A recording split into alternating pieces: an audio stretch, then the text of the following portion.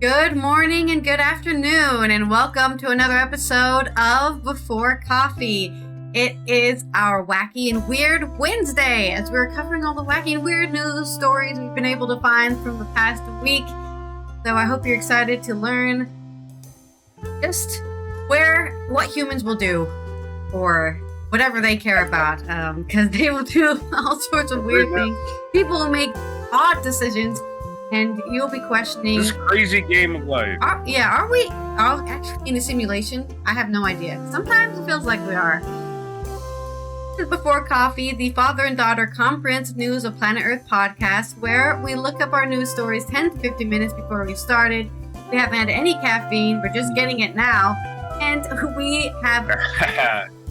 we're going to learn how to read. Yeah, we're just going to learn how to read right here, live on stream. So make sure... Let's get into our headlines for today's show. Today on Wacky and Weird Wednesday. Art must be respected. What happened to the famous Van Gogh chair? And confused driver gets car stuck on famous Italian tourist attraction. Hello, this is Roger from the United States. Good morning. And our weird news, scientists drop gophers onto Mount Saint Helens for one day. 40 years later, the effect is astonishing. British Columbia will challenge after widow leaves $1 million to a male escort. And more gardeners are placing plastic forks in their vegetable gardens. Why? I don't know. We'll find out. In 125 years, millions have gazed at this painting, but no one truly has unlocked its secrets. And it's National Wanna Getaway Day, National Splurge Day, and National Go Fishing Day. You can do all three of those things at once, actually. And June 18th, 2025 on Before Coffee.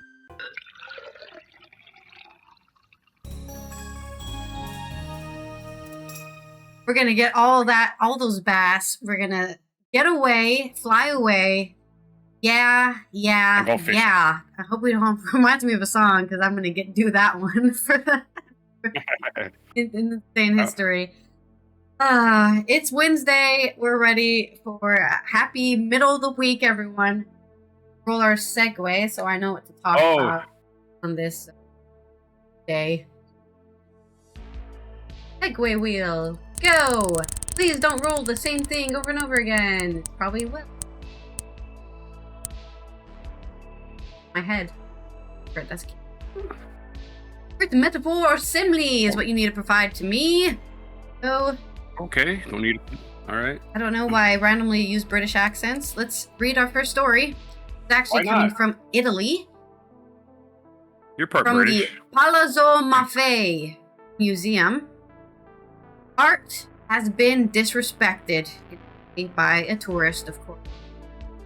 I mean, that's who goes to museums.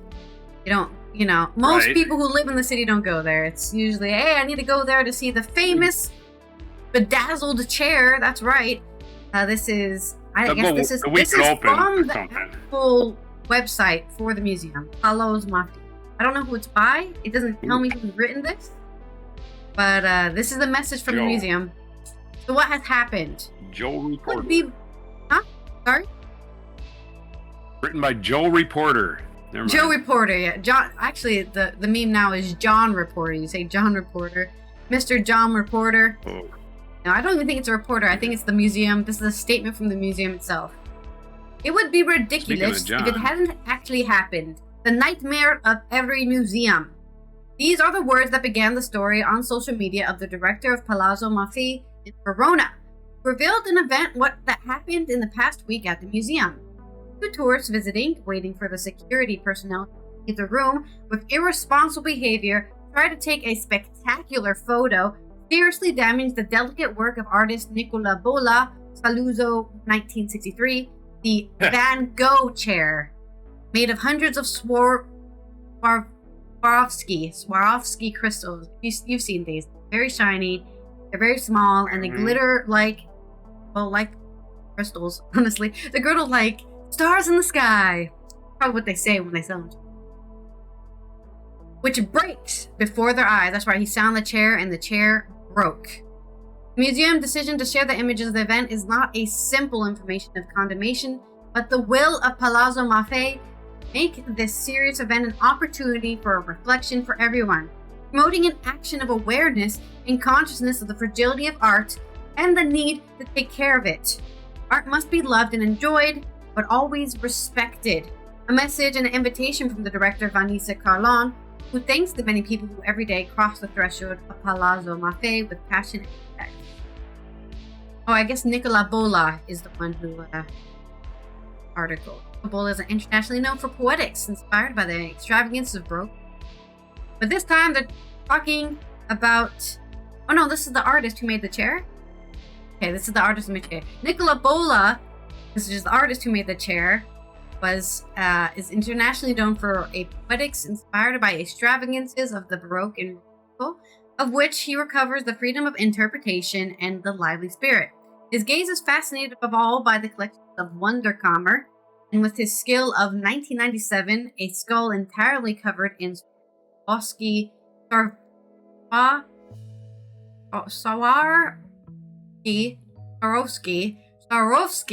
I'm sorry, I can't read. Remember, I did say you're gonna watch us learn how to read live on stream. He preceded the very famous skull of Damien Hirst by exactly 10. Irony, a sense of Vanita's implications, as in the case of the work of Palazzo Maffei, animates his work, whether they are made with crystals, his famous playing cards, or... Oh.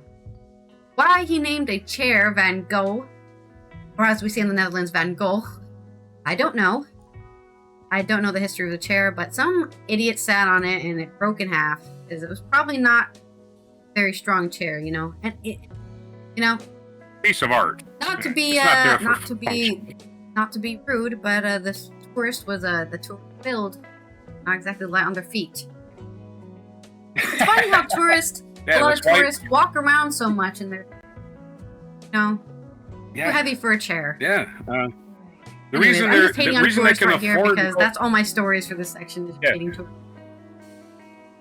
American tourists are known for being extremely fat. What you're trying to say politically correct, but I'll go ahead and say it. Americans are fat. They're just fat. That's the way. This is the way it is. Everything about America is fat. I think the UK and the United States have the fattest population.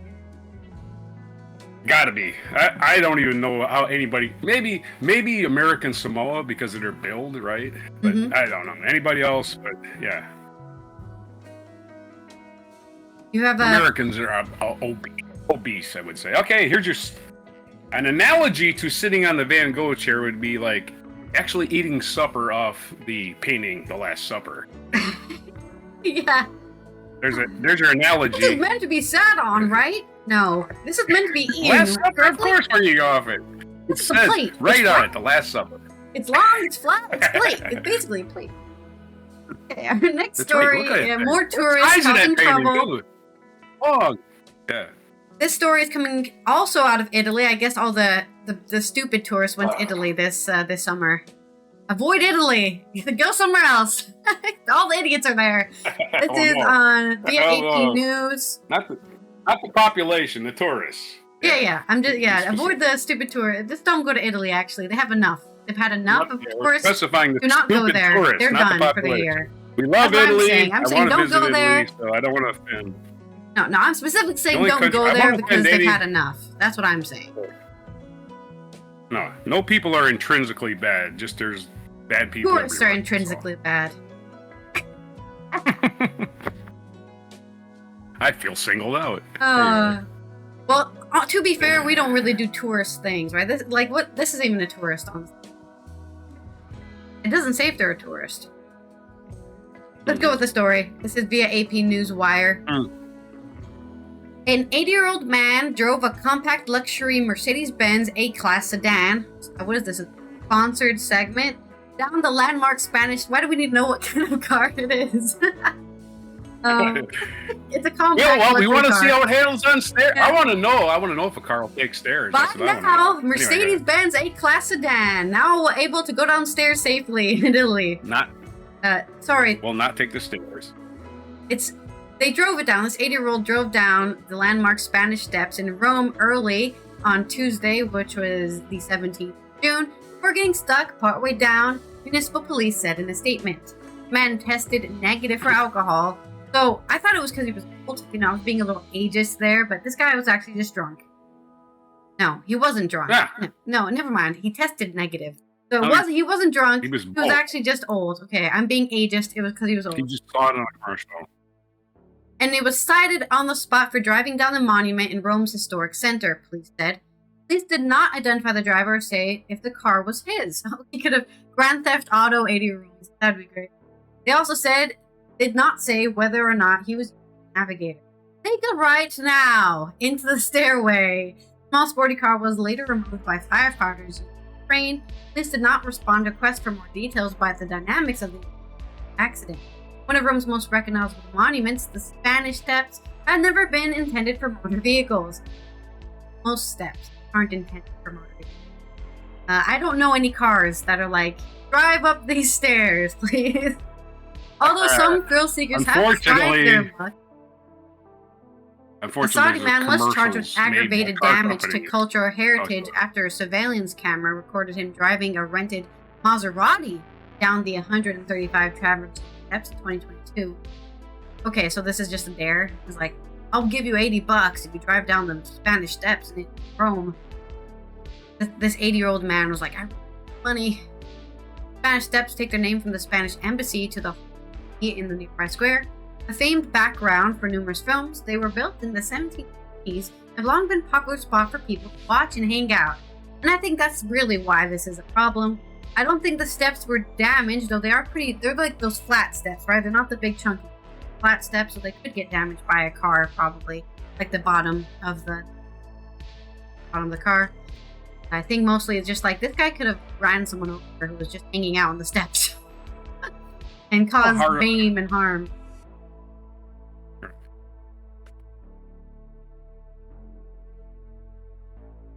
I'm here. Was that the end of the story? You wanted to say something? Sorry. I just wanted to I was saying, old people usually need help up the stairs, you know? That's all. So, yeah, but this guy was driving down the stairs. Oh, down the stairs too, right? You take a tumble, a tumble's a tumble. It doesn't matter which direction you're going, right? In a car, though? That's what I'm saying. I'm saying, if you He's fall, using it as a mobility aid. Car. The airbag breaks his fall, right? Try to play along if you're scoring at home. Somebody help me for my simile here. Anyway, no. This is, are we ready for my simile? Yep. Or no? Oh, okay. So this is kind of like, yeah, like I said, it's one of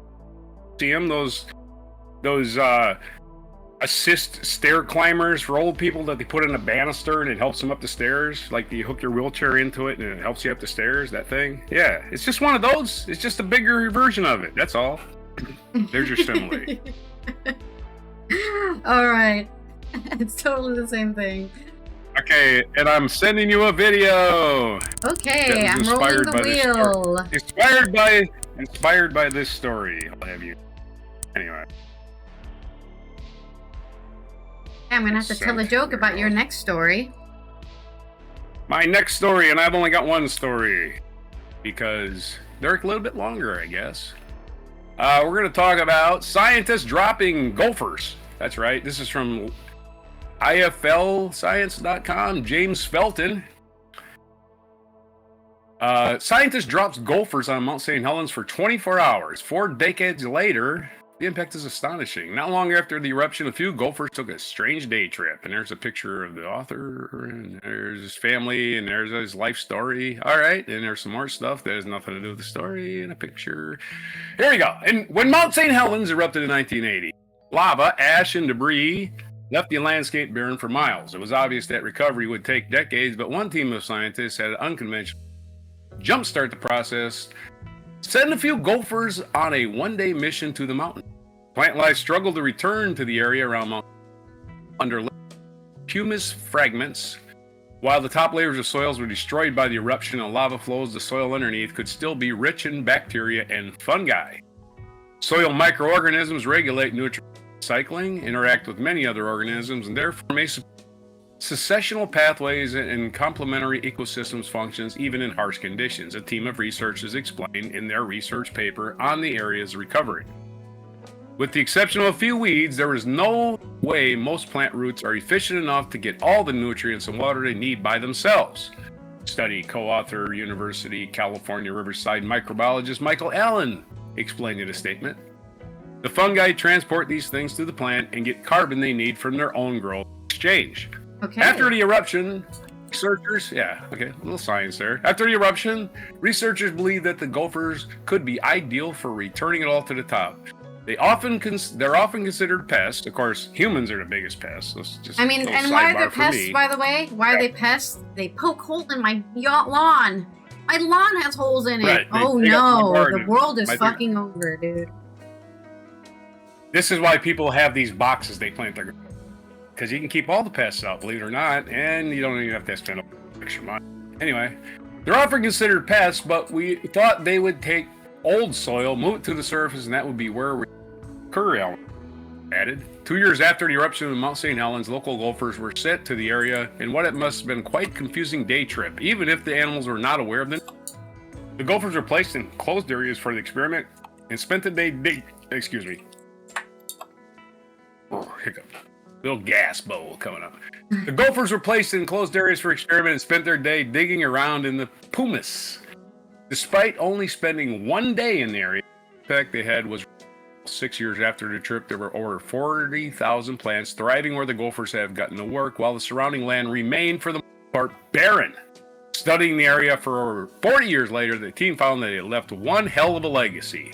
Plots with historic gopher activity harbored more diverse bacterial and fungal communities than the surrounding old-growth forests. The team explained we also found more diverse fungal communities in these long-term lupine gopher plots than in forests that were historically clear-cut prior to 1980 eruption nearby at Bear Meadow. In the 1980s, we were just testing the short-term reaction. Allen added, who would have predicted you could toss a gopher in for a day and see a residual effect 40 years later? While the gophers should be praised for the unusual part of the story, the real star of the recovery effort is the fungi.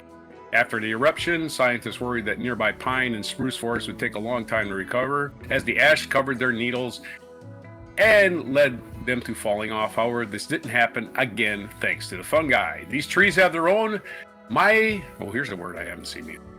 These trees have their own mycorrhizal fungi that picked up nutrients from the drop needles and helped fuel rapid tree growth. UCR environmental microbiologist and paper co-author Emma Aronson added, these trees came back almost immediately in some places. It didn't all die like everyone thought. Comparing the forest to nearby forests that had recently been cut, thus avoiding the devoid of layer of needles, they found stark differences.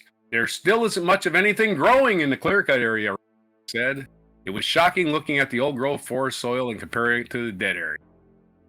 So there you are, gophers saving a forest, our little critters that we totally ignore and call pests, and are vital to the survival of the planet, whether we like it or not. We don't live here as humans by ourselves. We are one of billions of species coexisting. Anyway, there's your little. Well, I mean, that's so true, and there's way too many people, right, who don't even know the thing. I mean, even mosquitoes, right? Everyone's like, oh, what would happen if mosquitoes were killed? Well, less deer would die, and then we'd have too much deer in the world.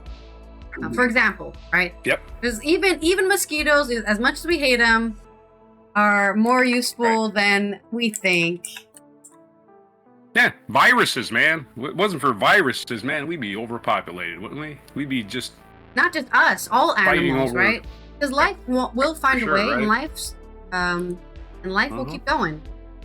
It will struggle. It will struggle. Imagine if we lived 500 years and could reproduce at any age. How bad this planet would look, right? Anyway. We would have destroyed it a long time ago. All right. Here's a long gopher joke I found. So I apologize if it's not funny. Okay, I'll get the board ready. And it's a religious joke too, and it's about golf. We got a three-way joke here. All right. Right on. Let's go. Muhammad tees up first. Hits it nice and straight onto the green. Moses tees up and nice clean shot. And his ball also lands a few yards from the hole. Jesus tees up and completely whiffs it. The ball rolls a few inches off the tree. Suddenly, a gopher pops up out of the ground, grabs the ball in its mouth, and takes it off towards the hole. When it's about halfway there, a hawk swoops down out of the sky, grabs the gopher in its talons, and starts flying towards the hole. Just as the hawk flies over the green, a lightning bolt blazes down from the sky and strikes it. As it falls to the ground, it drops the gopher, who drops the ball. The ball hits the ground and rolls right into the hole. Jesus starts swearing, then looks up at the sky and shouts, "Dad, it's only a game!" There you go. There it is. God works in mysterious ways, doesn't he? Oh, yeah. All thanks to that so gopher. Many good religious jokes. There's the one with the priest and the nun. That's a good one. The priest is cussing every time he misses the putt. He's like, "Grr." Anyway, that one's a good joke. The one about Jesus and Moses playing golf is good too. Yeah, No, well, that is the one. Jesus, That's one of the jokes about Jesus, Muhammad, and Moses are all playing golf, and a gopher. Jesus and Moses is funny. funny. The Jesus and Moses one goes on for a while. I won't give it the punchline. I didn't want to read a 20-line joke. Right. I'll just give away the body of it. Is like every time Moses hits it in the water, he parts the water and goes and gets his ball. Right. Every time Jesus gets it in the water, he walks across the water and gets his ball. Right. Yeah. that's part of the joke, but it's not the punchline. Right. Yeah, makes sense. The punchline is every time Moses is about to tee off, are about to hit the ball, Jesus interrupts him and goes, "Well, Tiger Woods would have used a 7-iron on this hole," and Moses hits it in the water. Every hole's like that, and after about 7 holes, Jesus is out there. He hits his ball. Jesus is out there walking across the water, get his ball. Some golfer walks up and goes, "Who does that guy think he is? Jesus Christ?" He goes, "No, he thinks he's Tiger Woods." Jesus Christ, Paul. Anyway, that's the punchline for that joke. That's the punchline. Perfect. Who does he think he is walking across the water there? Jesus Christ? No, he thinks he's Tiger Woods because he's always giving him the Tiger Woods. He missed the punch. Okay, anyway, that's a very long joke for what was supposed to be my joke. Let's roll the older segue joke. wheel. I don't care. It So I reminded can me of a also joke. say Your joke was stuff. funny. Oh, goodness. Anyway, it's joke telling hour, isn't it? I thought it was joke telling hour. Isn't it the name of the show? All right. My story. Now it's time for a non sequitur for you as we cover my sequitur time. story. Right. What is my story? My next story is from British Columbia. Oh yes, it's the one. There's a about... British Columbia. What's my segue? Non sequitur. Listen with your ears instead of speaking. All right, Mom.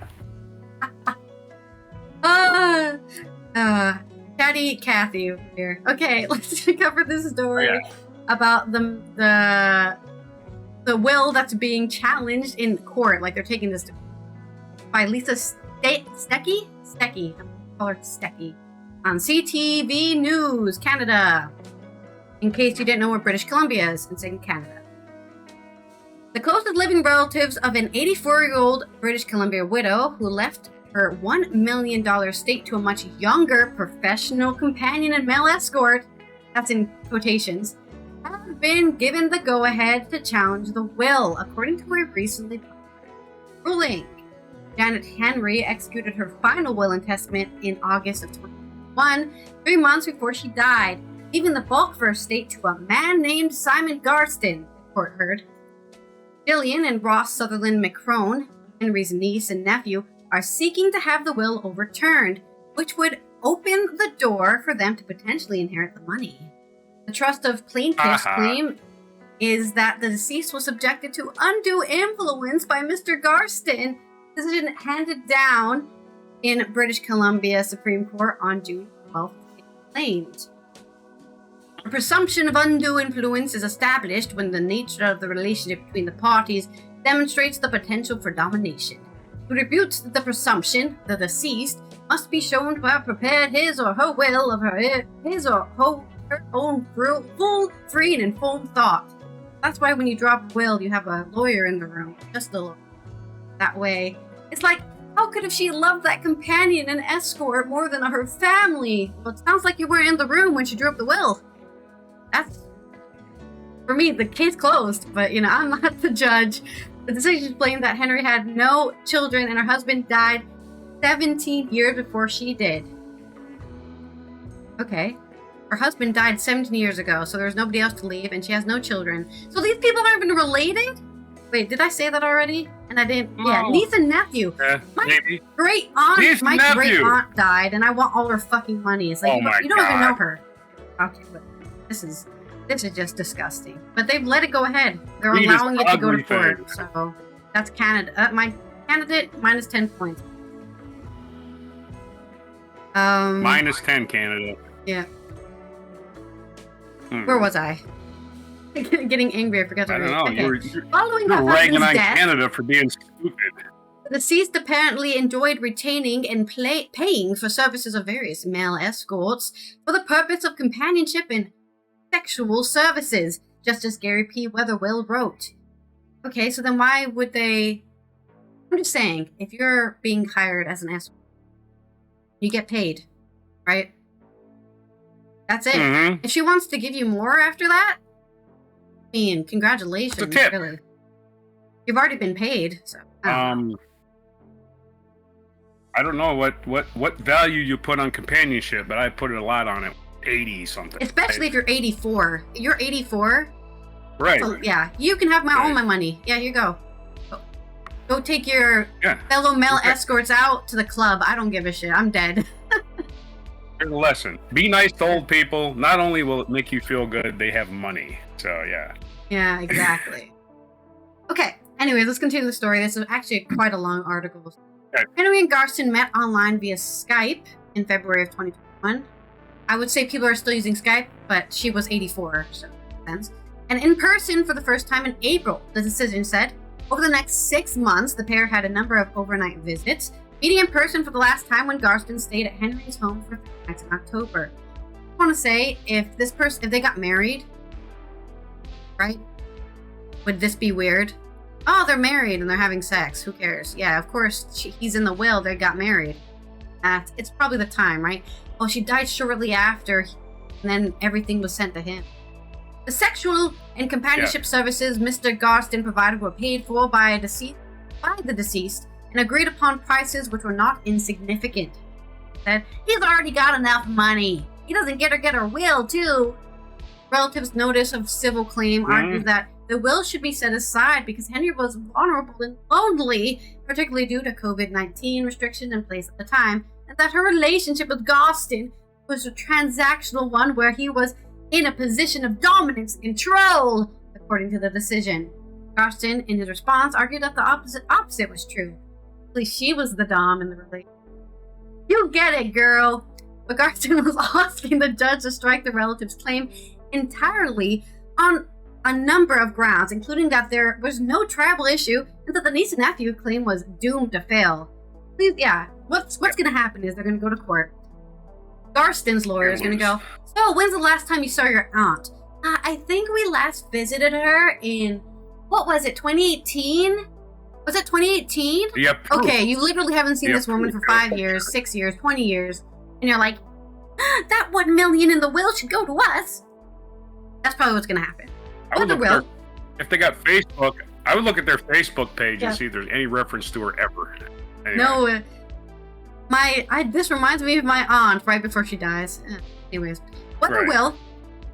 Hill found the question of undue influence was on one that should be decided at trial. He said some evidence, namely text messages that disclosed through their discovery process, seemed to support the relatives' allegation. So they have been texting their aunt. They're the ones who are like, okay, this is... Undue influence can be established through circumstantial evidence upon which inferences can be drawn. Inferences can be drawn for such things as the approximate 54-year difference in age between Mr. Garston and the deceased. Text messages evidence arguably suggests that the deceased and Mr. Garston had more than a casual sex relationship and that the deceased may have had influence by him. Those issues will need to be determined on the merits after fulsome evidence and cross-examination. The judge. You know what? Fair enough. If you think there's something suspicious going on, that's all up to you. But I think it is still very suspicious that, she gives a lot of money and then suddenly, hey, give us that money. Yeah. Mr. Wilson Wonder if they knew that she had money when she was alive. I don't know. Yeah. And she must have, right? She had this money alive. I mean, did they know she had the money? I mean, that her. Probably. Her greedy honestly, relatives. Maybe that's why they started text. I guess the other thing, right? They said they had these text messages at discovery. So let's say that you are very aware that, been texting your aunt for the last 5 years and you're very aware of this difference, right? If the text messages only started happening, when she turned 80 or something, right? Because they knew she had this money, or maybe they even mentioned the money, that could definitely be used on Garston's case, right? For him. Look at this. You're always asking her about her will. You guys are suspicious too. The court heard that the previous version of Henry's will from February of 2021, so it was recently changed, left the bulk of her estate to a man named Douglas Wilson. He was unaware the document existed until last year when he was contacted about the litigation of the decision. Mr. Wilson deposed that he met the deceased at the summer of 2009, starting out as her trainer. That connection, they became good friends and met regularly for coffee, dinners, movies, and watched football games. He recalls that she had an active dating life, which he wrote. Mr. Wilson moved to Australia in 2018 to attend law school and continued to stay in touch with the phone calls and Facebook. It sounds like she was very lonely after her husband died, and she just wanted to give her money to anybody who would give her any attention. And the fact that the nephew and niece didn't get any indicates to me that they did not give her any attention. Because it seems like she was just giving it to any man who gave her attention. So Wilson applied to be added as a party to the action because he thinks he wants some of the money, which the judge approved at the same time as the ruling that case would proceed. The judge noted that Wilson has direct interest in the outcomes of the case as potentially a beneficiary if the 2021 February will is performed. Wilson was not named in previous versions of Henry's will in 2012 and 2015, which left the estate to the family. Okay. That was the will from, I think, before her husband died. Wetherell's decision said Wilson ought to have been added as a defendant when Henry's niece and nephew became aware of the February 2020 will. It is just inconvenient that he be added now, the judge wrote. If his response to civil claim, Wilson said the will naming Gostin was a radical departure from Janet's previous estate planning, which benefited her longtime friend.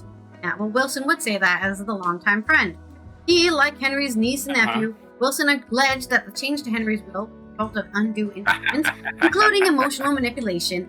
Other allegations against Gostin and Wilson's response are the convinced Henry to attempt medically dangerous health practices, such as eating raw chicken to cure cancer, and not attend the hospital when she was ill. And that the Escort advised Henry on her financial affairs and encouraged her to move to Mexico. Ooh, that is not good for Garston. Hey, can you quickly get salmonella and die already? None of these allegations have been tested or proven in court. Yes, all of this is allegations, okay? We're not saying anything happened. Trial secluded, scheduled to begin on June 30th, but the date may be pushed back so that Wilson can adequately prepare to participate. I don't know if this story will come up again on my thing, but I'll keep my eyes out for the Canadian will, 1 million will story. Male escort getting all the money. You didn't grow up in the 70s with these soap operas. This was a plot of like 17 different soap operas in any given. The old lady gave all her money to a gigolo. Anyway.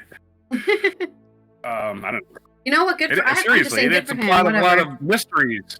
A lot of murder mysteries too. Anyway, go ahead. I'm just saying that if you are lonely enough, you're lonely enough that somebody is able to put their spot in your life and then take your will money. It's everyone else's own fault, right? Oh, I wasn't in the will. Where were you when she was hanging out with the Escort for like 6 months straight? Oh, not available. Just saying, that's how the cookie crumbles.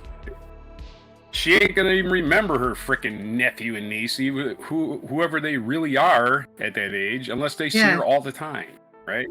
They're just some people that she knows, right? It's like, whatever, they exist. Oh, but they get all of her money for existing. I get it. Anyway, my non sequitur is a song. Can it be a song? Reminds me of a song. You can do whatever you want. Just a These gigolo. rules, I'm just not a rule follower. I'm a well, you gotta let rebel. me sing. You gotta let me sing. Well, don't over-explain. Just let me sing. I'm just a gigolo. Where I go, people know the part I'm playing. Pay for every dance, selling each romance. What they're saying, there'll come a day when youth will pass away. What will they say about me? When the end comes, I know they'll to gigolo. Life goes on without. Thank you. Anyway.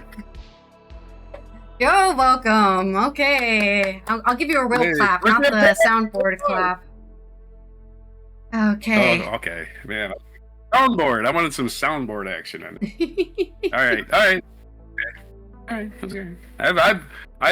I've lapsed on the soundboard myself. I can't really criticize. Yeah, all right, you're the soundboard guy. I'm a bad soundboard. Next is our segue is some sarcasm. So I'm ready to be very sarcastic towards your story. Oh, this will be easy because it's about sticking a fork in your garden. Anyway, stick a fork in it. This is from the Farmingdale Observer. I don't know what Farmingdale is. I imagine it's in the United States, though. Sounds like a United States place. Observer.com, FarmingdaleObserver.com. More and more placing a plastic fork in their vegetable garden. And they're absolutely right to do so. It doesn't have a person's name on this article. Get the fork out of your garden anyway. Yeah, it's just a bad. If you're a keen gardener or simply someone who enjoys spending time cultivating their own vegetable path, you've probably already come across the problem of pests, whether it's cats, deer, or those pesky, noisy squirrels, or gophers, as again, we're going to talk about gophers again. It can be disheartening to see your efforts undone by these little intruders, but you know that a simple plastic fork could be the key to effectively protecting your vegetable garden from these unwelcome assailants. Did you know that? Yeah, you didn't. Professionals' gardens often share their unusual tips and tricks for repelling pests, and one cost-effective method is just that. According to the British newspaper The Express and experts at Farm Flavor, this is a British paper because it spells flavor with a U.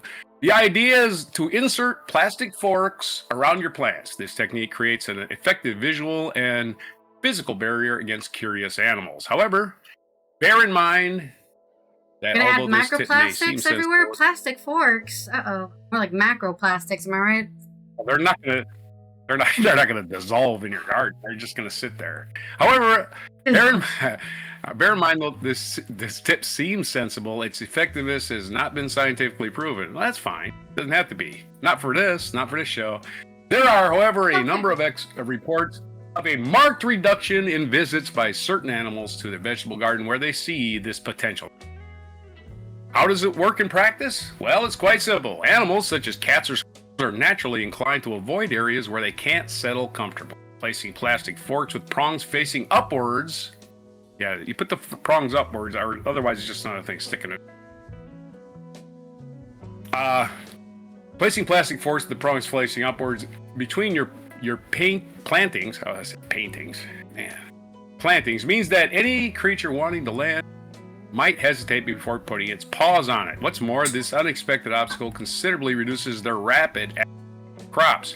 By using this playful approach, you do not only improve the plant's well-being by physically protecting them, but you also discourage future intrusions without resorting to chemical products. For other natural methods, using bay leaves, renowned for the is a possible complementary solution. Bay leaves cost a lot of money. I mean, one bay leaf. I mean, you buy a thing of bay leaves, $12, $15 on jars, maybe know. 20 in there. And what do bay leaves actually do in soup? I have no idea. You don't eat them. They provide flavor to your soup, I guess. Whatever. Back to the story. The unsuspected benefits of plastic forks. In addition to their primary function, reused forks offer a number of significant advantages for those who want to preserve plantations in a original, environmentally friendly. It's an animal deterrent. As mentioned, they act as a natural repellent for keeping potential troublemakers away. Cost saving. Using plastic fork reduces the need to invest in special barriers or other complex devices. temporary adaptable solution. Unlike permanent fencing, this means you can easily change the layout as your vegetable grows. Oh, fencing works also all the time, no matter what you do. I just say it. You put a fence up. Man, I'm just saying. And raise your garden off the ground so the gophers don't. We live in a time when reducing plastic is crucial. By giving new life to this material in your green space, of course, you have to reuse them year after year. Not only are you reusing an otherwise consumable product, you're also making a positive contribution to sustainable gardening. That said, it's important to point out the use of plastic. Use of plastic, even recycled plastic, must be done thoughtfully and with respect for a natural balance personal ecosystem. Why does it have to be plastic? It can be wooden forks, no? Just saying. Of course, plastic forks are not the only solution. I mean, they can be composite, anything. They don't have to be plastic. Of course, plastic forks are not only a solution, but a common concern of the discerning gardener. Here are a few tried and tested methods for keeping your precious crops out of the reach of animal intruders. 1. Using cayenne pepper. One tried and tested technique is really sprinkle a quarter cup of cayenne pepper over your plantations, which can be very effective. This natural repellent acts on both animals' sense of smell and taste, encourage them to stay away from what they perceive to be an appetizing smell. Another cost-effective method involves the use of essential oils, which are known to repel pests when providing an elegant scent. This method is non-toxic to plants and offers a dual benefit and improve the overall performance of your garden by keeping predators at bay without harming vegetation. The power of dried out coffee grounds. Another tip is dried coffee grounds. Not only does it effectively repel snails and slugs, it also enriches your nitrogen, potassium, and phosphorus. It acts as a genuine natural fertilizer while creating an environmental high plants. Incredible as it may seem, when combining plants, pumice stimulates growth, making your kitchen garden flourish and healthy, which just goes to show how nature and innovation go hand in hand. Associations of plants and other biodynamic allies. In addition to specific solutions listed above, we're considering a holistic approach in which plant associations can play a critical role. Certain plant species have special properties. When planted together, can prevent disease or off pests. The harmony created by these strategic combinations not only contributes to the well-being of increases their resistance, while offering both protection and aesthetic appeal to your vegetable gardens. Here's more examples, real quick, of beneficial combinations in the story. India carnations and tomatoes. The powerful aroma of marigold deters many insects from spreading to your tomato plants. Basil and peppers, as well as enhancing the flavor of neighboring peppers. Basil helps control mite. So put marigold next to your tomatoes. Put basil next to your peppers, and parsley next to your roses. The combination. Complementary duo in which vigorous growth of parsley helps combat rust, which is often found in roses. So plant these guys side by side, and they will have a symbiotic, what do you want to call it, relationship. The brief overview shows how crucial it is to think strategically when choosing, planning, optimize, diversify natural defenses by our garden. End of story. All right. That is that's why very wacky putting plastic in your garden. You won't find me doing that. I'm not gonna. The only reason they're saying plastic is so instead of throwing away those plastic forks that you bought anyway, that you already own, use them in your garden. I imagine you could use metal forks if you really, you got a shitload of metal forks, use them. If you got wooden forks, use them. Anyway, either way, it's gonna keep pests away. Yeah, I'm totally sure that's what they meant. It's me being sarcastic. Right. It doesn't have to be plastic. I got you. I want you to actually defend the point. Okay, I'm just being sarcastic. Hey, here I am sleeping on the soundboard again. All right, let's go to our next story and our next segue here before we start talking about plastic forks for 5 minutes. We're gonna do our culture segment here. And, reminds me of a song. Now you get to sing again. You gotta give us another song. I can sing again. Woohoo! Yep. Just in case everybody wasn't sick of my voice already. This story is actually provided by my dad here, Roger here, because I didn't find it. Ooh. And it's about The Secrets Behind Starry Night by Van Gogh. And somebody has finally unlocked what we're looking at after 125 years. This is on CMU, I think a French website. Probably, I don't know what it stands for. And it's by Egna Perez. Millions have admired the painting of Starry Night over the last 125 years. Yet its deepest secret remained hidden until now. I told you that Vincent van Gogh captured something so profoundly scientific in his art. Experts only understood it nearly a century later.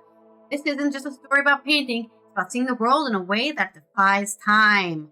Yes, that's right, he had a special vision. Van Gogh's special vision is probably why, and it drove him crazy, it's probably why he ended up in life. Van Gogh's life was marked by suffering and rejection. Isn't it all? You're not alive if you're not suffering. Mm-hmm. That's what I, not to be an emo over here, but life is suffering. But he was an artist. He was an Your artist. Your ability to get through life, deeply. Through the suffering, is what makes it worth living. He died in 1890 at the age of 37 in Alvers-sur-Oise, France. I apologize for my French. Having taken his own life with a pistol shot to the chest. Wow. Wow, that's crazy. To the chest. I thought he just drunk himself to death or something. Final moments were intense and chaotic as the storm swirling inside his mind. One letter to his brother Theo, written weeks before his death, he confessed, "My life is packed at the root. My step has also faltered." Those words reveal a man exhausted by his own struggles. The expectations he carried for himself and his art were immense. But the world hadn't yet recognized his genius. Van Gogh saw himself as a failure both as a man and as an artist. So, Starry Night, a masterpiece, was born from chaos. One of Van Gogh's most famous works. It was painted in 1809 while he was confined in an asylum.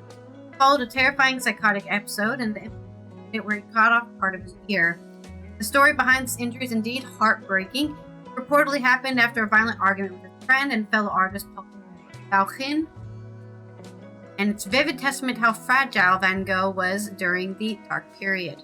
But beyond its tragic backstory, Starry Night holds a secret that few have noticed.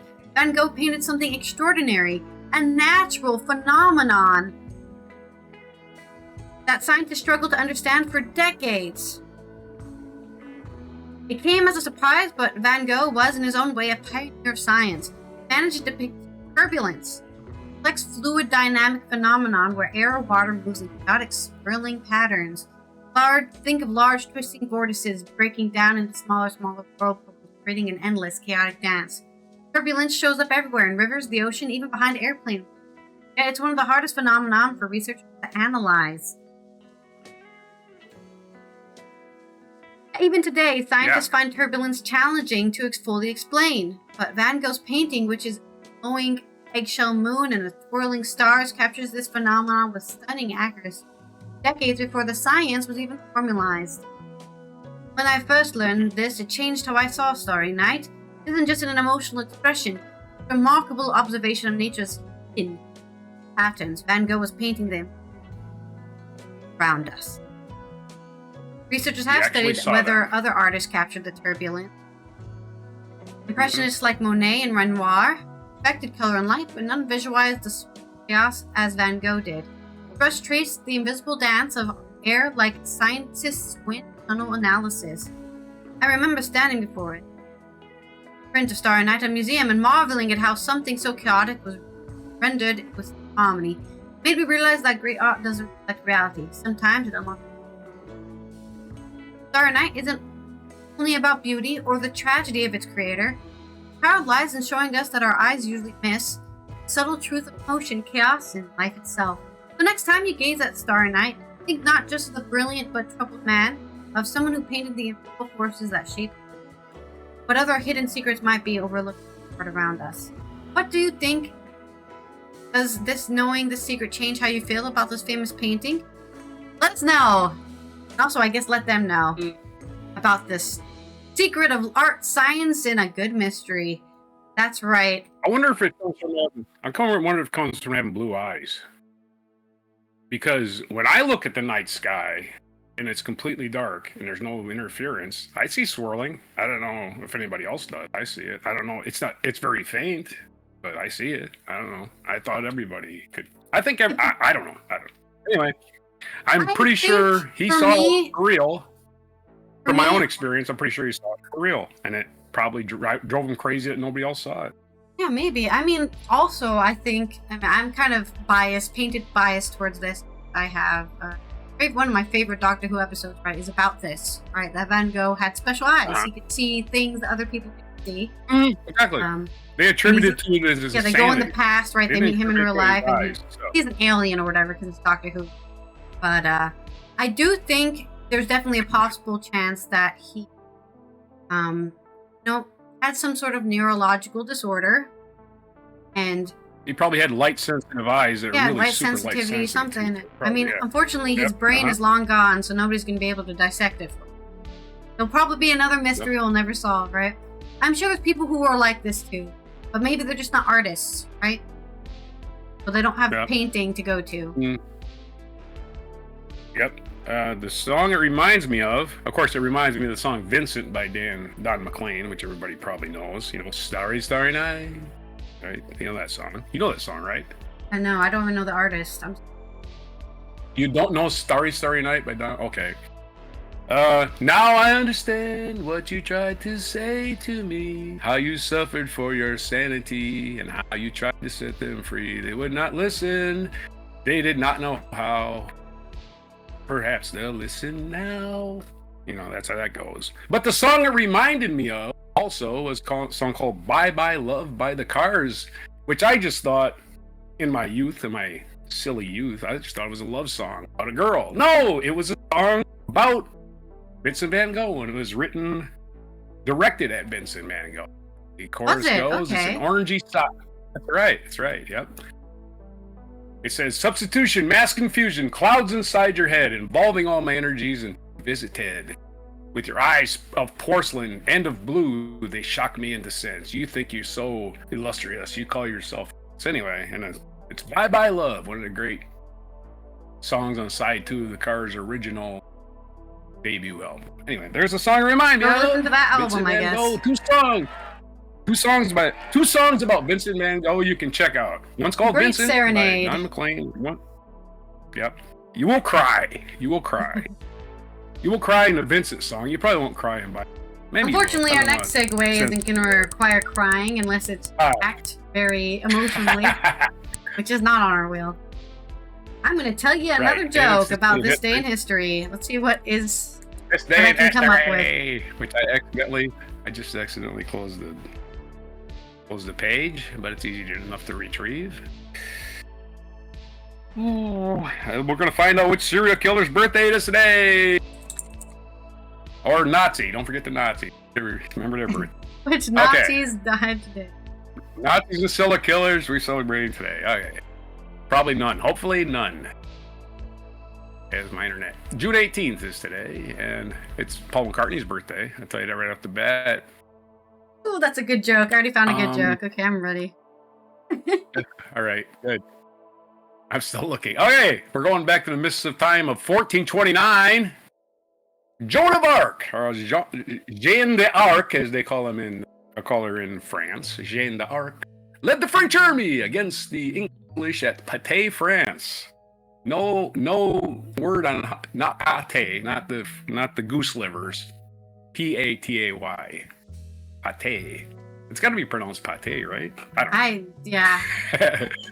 don't know. Anyway, there's a lot of geese there apparently. Anyway, in 1815, Napoleon was defeated at the Battle of Waterloo. That was the end of Napoleon. That was it. That was the last time he was heard from as far as the world stage, ending 23 years of recurrent warfare between France and the other powers. In 1815 also, of course, the Battle of Waterloo, a lot of people affected by a volcano, which caused a weather interruption, and basically Napoleon got stuck in the mud.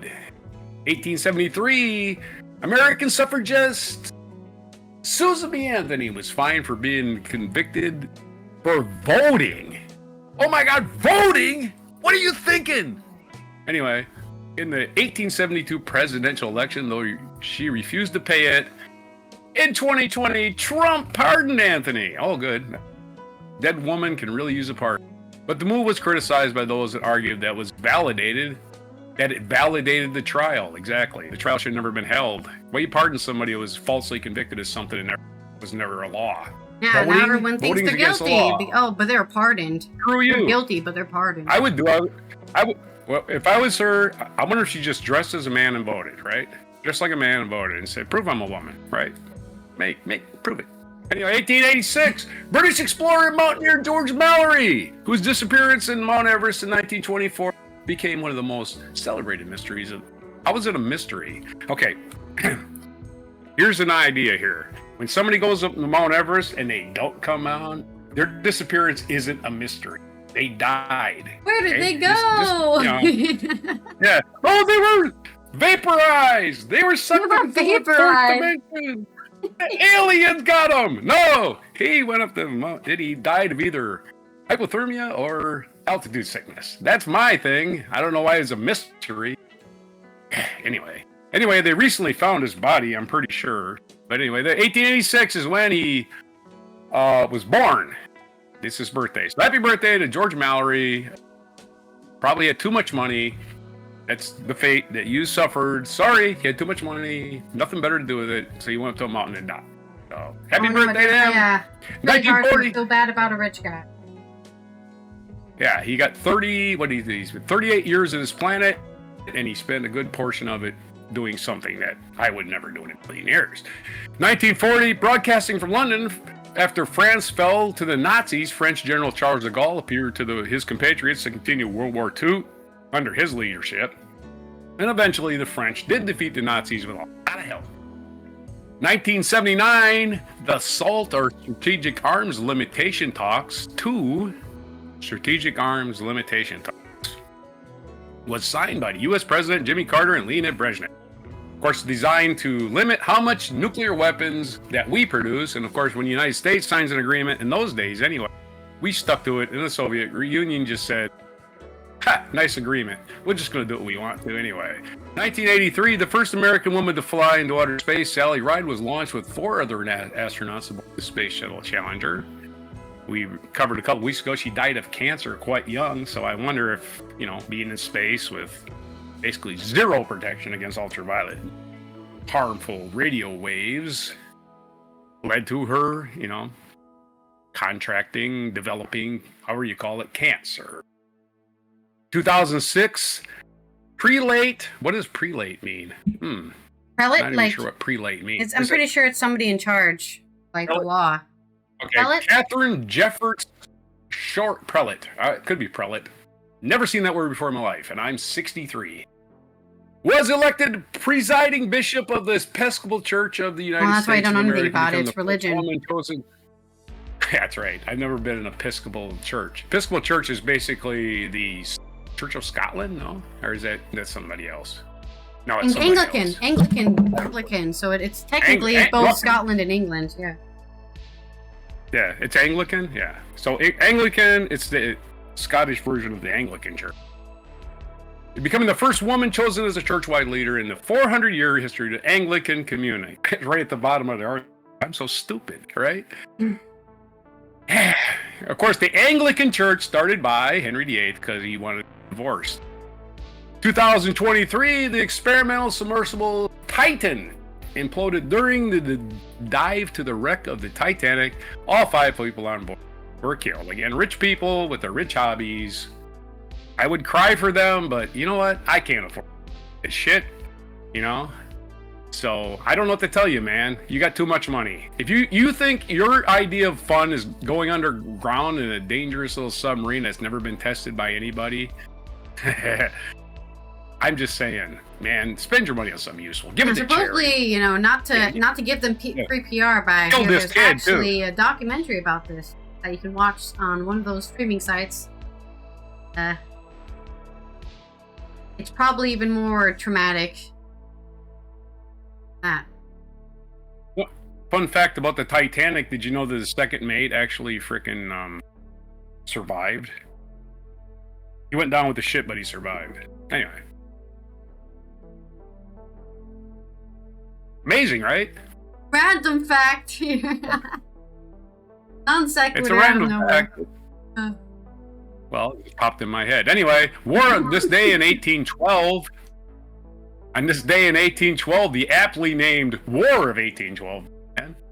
On this day, U.S. President James Madison signed a declaration of war against Great Britain because Great Britain was constantly harassing our ships. Bastards.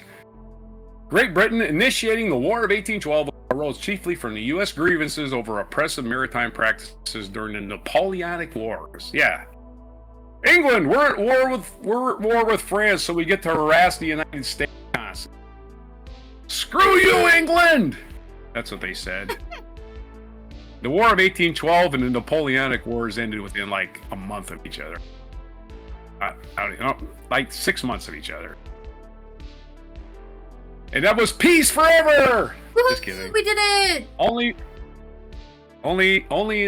in the world except for the United States in the Civil War, the 19th century is quite peaceful. For the most part. Our feature biography is Sir Paul McCartney, born on 18th, 1942. He's now turned 83. They know what year it is. Hey, let's have a Hanukkah for know what year it is. All right. I'm just making that comment because I usually a year behind for some reason. Page. Other birthdays today. Anastasia screamed in vain. That'll remind you of a song. Was born in this day in 1901. She got to be about what? 15.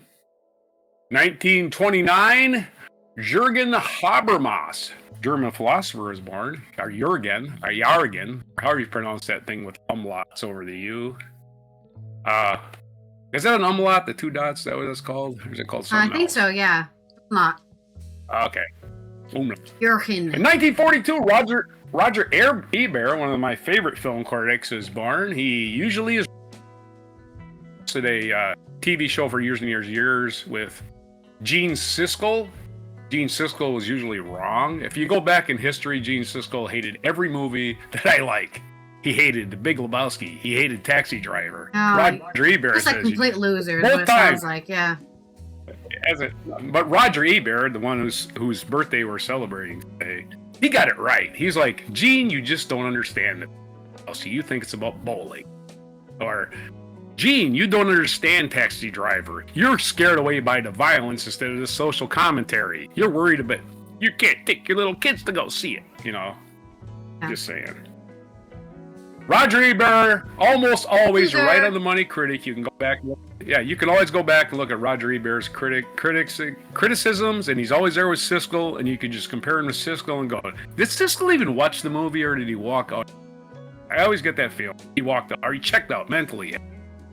Because he didn't even fucking get anything out of Big Lebowski. Yeah, Siskel thought Big Lebowski's a bowling movie. Really? Anyway. Doesn't understand metaphors, apparently. Paul McCartney's birthday. We already covered that one. Born in 19... Blake Shelton. Blake Shelton, American singer-songwriter. He's and he's still on X The Factor, Voice, right? I think? The Voice. Right? Yeah. The spinning chair one, yeah. Yeah.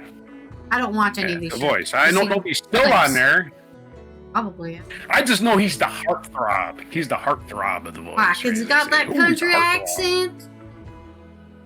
Yo, Blake Shelton, give me some of that Blake Shelton, oh boy. Anyway, That's a little more of a hillbilly accent there. You gotta go low. Right, exactly. You gotta go low, and you gotta have the drawl. Hey there. Yes, ma'am. I am 50%.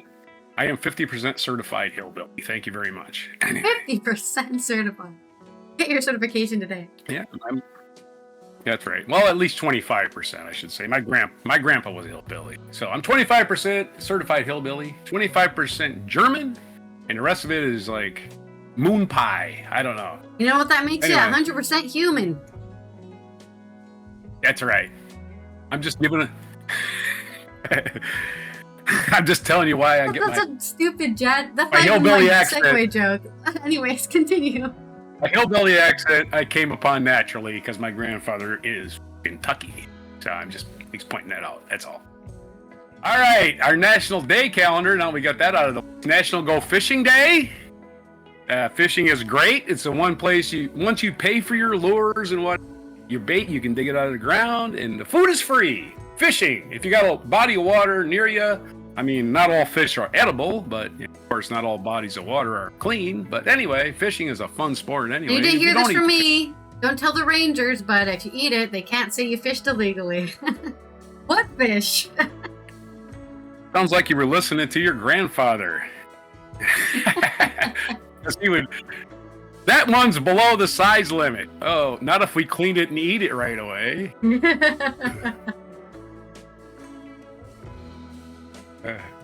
Right on. And it's also Wanna Getaway today. Good day to go fishing. Best place to get away is fishing. Don't take your cell phone. Drop it in the water anyways. Yeah, and again, it doesn't serve any purpose out in the water. If you want to take a picture, take a camera, right? But leave your cell phone in the car. Go fishing. And it's also National Splurge Day. Like I said, you want to splurge in that new fishing lure. But heck, just go dig some worms or something, you know? Or get a net, little small net, and gather up some minnows from the edge of the water. Fish with those. Yeah, fishing ain't hard. Where's your non sequitur? Oh, anyway, I gotta wrap up the show. Those are your mispronunciations, your spins of the wheel, your weird stories from all over the world, your Van Gogh updates, everything from June 18th, 2025 on Before Fishing.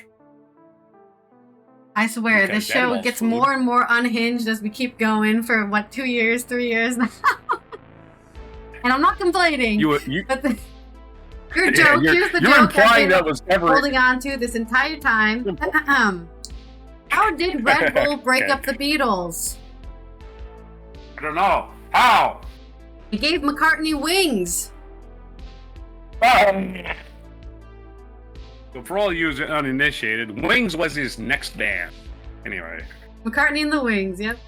There you go. I've been holding on to that joke for a while. They sang songs like, They sang songs like Band on the Run. Right on. Well, I'm not sleeping at the soundboard again. And I love that song. Ooh. All right, now get that banjo out since you're a hillbilly. Show on the road. International UN observances. Really? Let's look up those real quick before we end the show. Oh, we've got 2 today. Look at us getting spoiled by observing gastronomy. What is gastronomy? Well, it's the science of and the art of food. Celebrate sustainable gastronomy, like what we talked about yesterday with the woman who lives in the Isle of Man and was using mushrooms, wild mushrooms that were invasive in the Isle of Man for her ingredients for her meals. That's a great example of sustainable gastronomy. For all your veterans of the show. Veterans? For all the veterans of the show, people that watched yesterday. Oh, yeah. You were bringing up something from yesterday. Yeah. Well, I'm just telling you. I'm just saying that's a good example of sustainable gastronomy. So make sure, work hard, make that agriculture, fishing, and even preparation of food sustainable for the future, so everyone else can also know what onions taste like. Our other UN International Day is countering hate. That's right. Are you a hater? Well, get the fuck out of here, because you're not allowed to exist today. It is hate speech, and hate speech is a great way to devalue somebody and make them smaller in your eyes, but it's also a freaking tool for just getting rid of people with ideological agreements. And just, in some ways, hate can lead violence. So don't do hate. If you hate somebody, keep it in. Figure out internally why you hate them so much and get over it, honestly. Nobody feels like your hate. Ethnicity, just understand gender, that part. Those are all the Nobody reasons. feels your hate. Nobody feels your hate. Only you feel it. So it doesn't serve any purpose. Anyway. You're only hurting yourself. And also stop teaching it to artificial intelligence. That's the other thing in here. While AI can offer great things, it can also be the cause of spreading hate, especially if you have those kind of AI bots where you teach them the N-word within like 10 hours of it existing. Anyway, this has been Allison AI here from the Netherlands, Roger from the East Coast. Oh, wait, I wanted to do this. I want to do this. Alton from the Netherlands, Roger from the East Coast of the US, as we finish off another Before Coffee Wacky and Weird Wednesday. We will see you tomorrow for Thursday's 13. Roger's going to drop a list this way. Roger will drop a list and then of 13 things, and we will argue about whether they belong on there or if you forgot this one. And you can also join in on that. If you also want to draw up a list, want us to list, let us know. We take all sorts of suggestions on everything else. Us too. So, adding 3 people, 4 people with any advice. We love collaborating. Phone lines are open. Yep, the phone lines are open. Don't forget to subscribe to the Alien Ross channel and turn on those notifications so you know we live and post video. And here is our dangerous mic drop moment. Yes. It looks dangerous.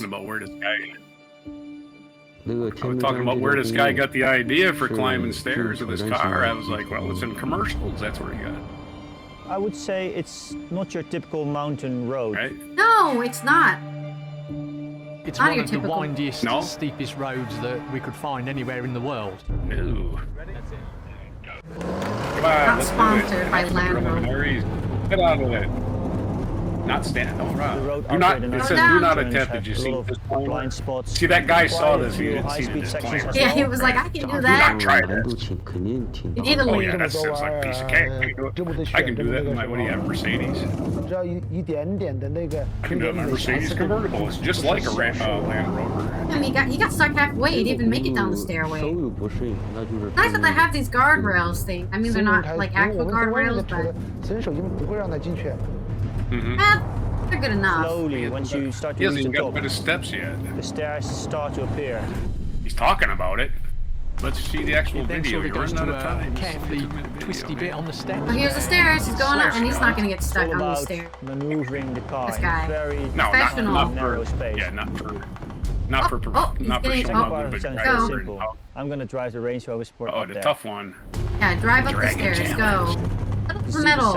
Everybody go. Go. I think the car that got stuck on the stairs, by the way, is probably smaller than this. Might be time to install an elevator in this here place.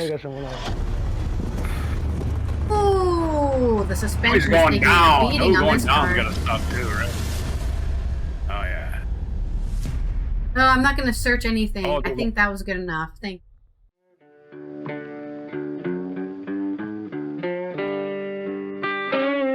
Be sure to hit the like, subscribe, and notify buttons, and follow our other channels, Toxic Alley, History of Gravy, and Scratchy Old Records.